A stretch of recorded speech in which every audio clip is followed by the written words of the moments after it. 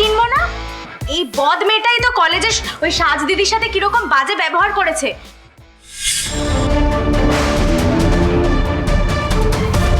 তারপর আমরা হাসপাতালে গেলাম, সেখানে শুভদিকে কটকটিয়ে কত কথা শোনালো। হাতটা তো এতটা ছড়ে গেছে, এটাতে যদি ওষুধ না লাগাও তাহলে তো সেপটিক হয়ে যাবে, তারপরে ব্যথা করবে, তারপর কষ্টটা কার হবে? তোমার না আমার? আমার কিছু হলে আপনার কি? আমি তো কেউ নই আপনার। তুমি কিছু বলছো না কেন ছোট বৌদি? দাঁড়া কমলি, আমাকে কথা বলতে দে। তা তুমি হঠাৎ এখানে? তুমি কলেজে আমাকে বুলি করতে পারোনি বলে সোজা বাড়ি চলে এসেছো, তাই তো? তার মানে আমি যখন কলেজ থেকে ফিরছিলাম তখন তুমি আমাকে স্টপ করছিলে?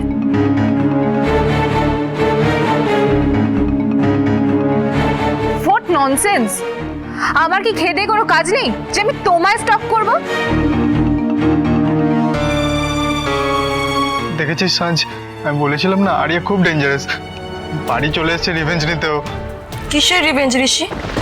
আর তুই ওকে এত ভয় পাচ্ছিস কেন?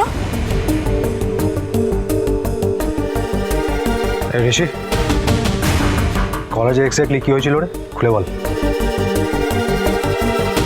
তোমাকে কি এবারের লোকজন চেনে নাকি? আরে আমি তো চিনি না, আমি তো তখন থেকে সবাইকে জিজ্ঞেস করছি কে ও, কেউ তো কোনো উত্তরই দিচ্ছে না। কিরে কেশব, ও কি তোর সঙ্গে এলো? তোর বন্ধু হয় নাকি? না না, আমি তো এই সমস্ত মেয়ে না কারো বন্ধু হতে পারে না কখনো, ঠিক আছে?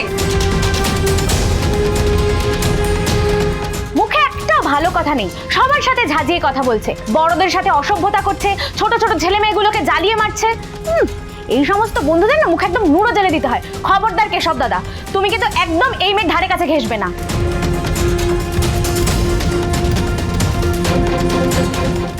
আপনি না চেঁচিয়ে আমার কথাটা শুনুন। আমি কি বলতে চাইছি? কোনো কথা আমি শুনবো না, তুমি এখান থেকে বেরোবে কি না? তুমি কি এখানে কোনোভাবে সাজকে সরি বলতে এসেছো? যদি এসে থাকো তাহলে যা বলার কলেজে গিয়ে বলো, এখানে না। এখন এসো। না, আর কোনো কথা নেই, তুমি এখান থেকে বেরোবে না, আমি তোমাকে ঘাট ধাক্কা দিয়ে বের করে দেব।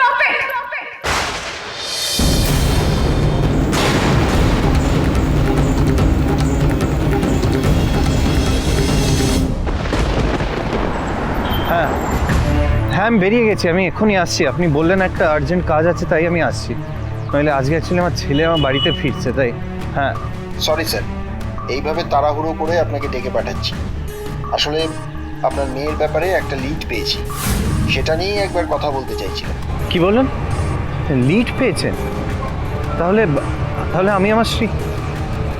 হ্যাঁ আমি আসছি, আমি এক্ষুনি আসছি। I am coming as soon as possible. হ্যাঁ,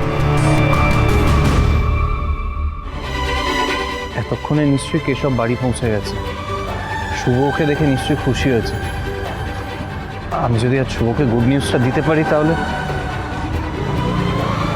20 বছর ধরে অপেক্ষা করছি, আজ আমি শুভকে গুড নিউজটা দেব।